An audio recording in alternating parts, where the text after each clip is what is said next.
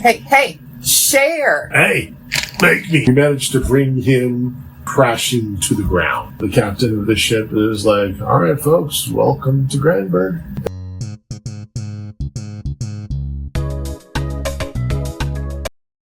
All right, so you disembark. You are on the upper deck of the spaceport. You kind of go below, and it has all the amenities that you would expect from a spaceport. There are berths. I'm not going to say rooms.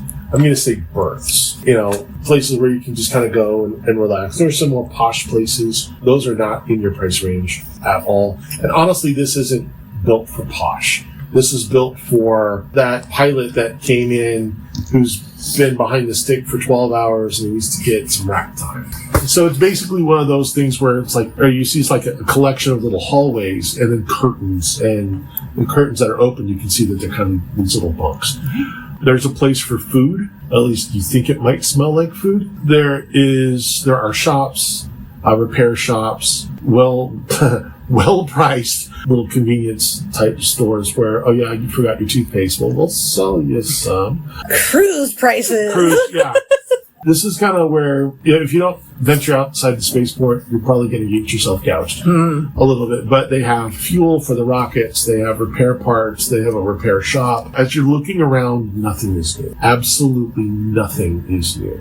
Well maintained, but it looks like parts are in short enough supply that if it ain't completely broke, then fix it. Yeah. So not a rundown dump. There's not a lot of money flowing. There's money. There's just nothing to buy with it. Resources are scarce.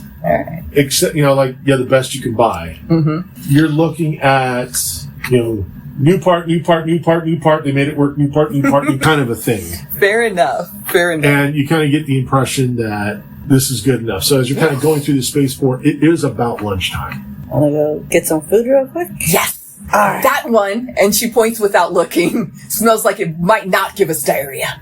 Okay. All right. There's really only like one or two little shops. As you are walking, I want a notice roll. 11. 5. Okay. You notice more. Must be a scent thing. It must be a scent thing. You overhear, because some guys are kind of walking to like a table with a tray, just kind of looking despondently at the tray, going, "You're right. We should have just gone to the Leaky Tank." Nope. Turn around and I lead us to the Leaky Tank. And you're looking at it, and it resembles a microwavable dinner. Okay. Well, that won't give you diarrhea. It won't give you diarrhea. It's technically edible. It might taste good. It might be. It'd be the difference between a McDonald's hamburger and a Red Robin hamburger. Oh, that's this is definitely a McDonald's type hamburger. Leaky what tank? Leaky Tank. Leaky Tank it is. All right, let's go. Yeah. All right, so you ask around and you find out that the Leaky Tank is kind of a local dive bar. Think of it as a tavern, if you will, where there are, as you're kind of like looking it up a little bit, there are rooms for rent for those desperate enough to stay there.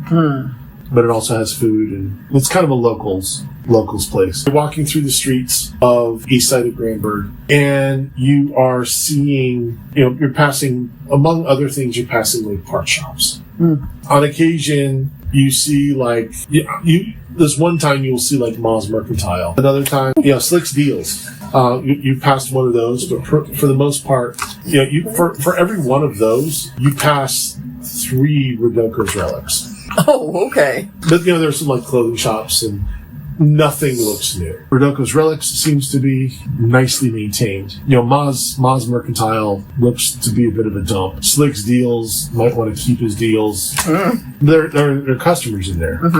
Not as many as in the more plentiful chain, if you will. So as you're walking down the street, something else you kind of also notice. Remember the Flintstones when they're trying to dress up in a suit? Okay. Yes. Yeah. That's a little bit like what the respectable people in this world look like, where they're wearing their good rags. So, you kind of see people that are just kind of run down and some people who are more posh. And when I say posh, I mean Flintstones posh. Gotcha. Some covered in mud, some obviously had a bath today. Some clearly live in the swamp, some clearly live downtown. Some have robot companions. Some are riding animals that you've probably never seen before. As you are going, you come to like this neon sign that mostly works.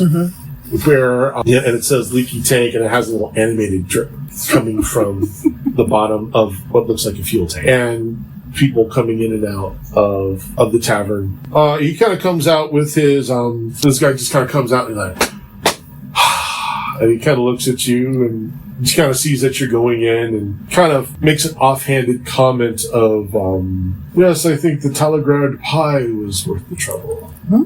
And just kind of walks away. But you can kind of see that he's leaving full and happy. And I assume you guys walk in? Yes. Okay. It looks like, you know how you go to restaurants and it's got all these tchotchkes everywhere? Like, you know, that old Millennium Falcon model and a bicycle and just all this stuff. I want repair roll. 3, 5. The tchotchkes on the wall are spare parts.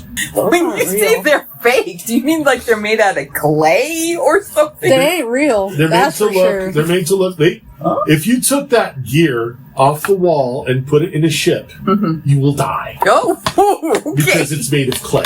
So, but it's kind of there for decoration. All right. If Tavi says that, then Grauria hops up real quick to give it a light tap. And a guy get from behind the kicked bar is out. like, "Hey, those are kind of expensive around here. Just help yourself to a table, but leave the stuff to." Okay, Grauria And- gives him the thumbs up. Well, the paws up. Pause up. And so he's kind of like this grump, and he's kind of dealing with the guys behind the bar. There are a number of open tables and a robotic waitress darting around on one of those single wheels, kind of like a Segway where she's balancing on that one wheel, and but she kind of looks like Rosie, the butt waitress version of Rosie. Okay. The apron, the top, the little name tag. Does she come over? Are you at a table? Yeah. Yeah. I sit down. We sit down We sit down. at the closest I sit where table. I can see. Yeah. I'm being aware. I am a bodyguard right now. All right. So, I'm auditioning. so after you've sat down and you're kind of taking in the atmosphere, she wheels over and says, "Hey, cute stuff. How you doing? What you want?"